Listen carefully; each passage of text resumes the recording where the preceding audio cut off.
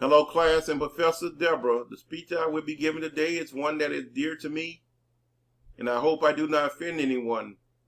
As a pastor John Lewis, who fought for my civil rights with Martin Luther King Jr., I look at the aspect of nonviolence when you are met with violence or oppression. Dr. Martin Luther King Jr. was one of my idols growing up next to Malcolm X, who believed by any means necessary. I was conflicted because, on one hand, Martin was nonviolent to his oppressor and was trying to lead the protest in peace by what the Bible say. But Malcolm, on the other hand, was tired of the oppressor and said, if you stick a knife in my back 9 inches and pull it out 6 inches, there's no progress. If you pull it out all the way, there's still no progress. Progress is healing the wound that the blow made.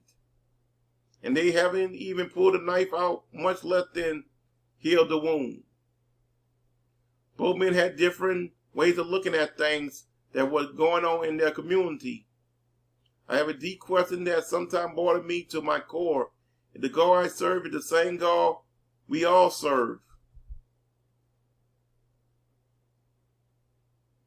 By me being an African American, I look at things differently. I teach my kids that all men are created equal and to love your fellow man. Like Jesus do, because of that one of the greatest commandments. I teach my kids that racism is taught because we are born with a clean slate with no knowledge, and like a computer, we are programmed by the peoples around us.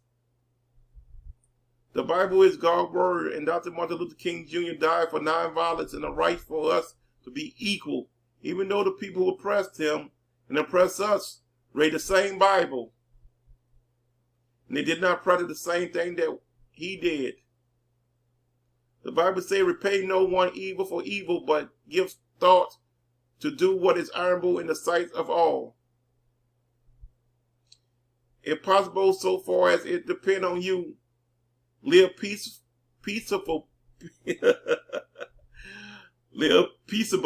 with all. Beloved, never avenge yourself, but leave it to the wrath of God, for it is written, vengeance is mine, I will repay, say the Lord. To the contrary, if your enemy is hungry, feed him. If he is thirsty, give him something to drink. For by so doing, you will heap burning coal on his head. Do not overcome by evil, but overcome evil with good. Romans 12, 17 through 21. I know the word that I read is the same today, tomorrow, or yesterday, so why that is a major question to me. Why? Today in America, we fight for the same dream that Martin Luther King Jr. fought for 52 years ago, equal and justice for all. If racism really wove in Americans so badly that we would never see that dream. And that's a question I have to give out to everyone. And that's the end of my speech. Thank you.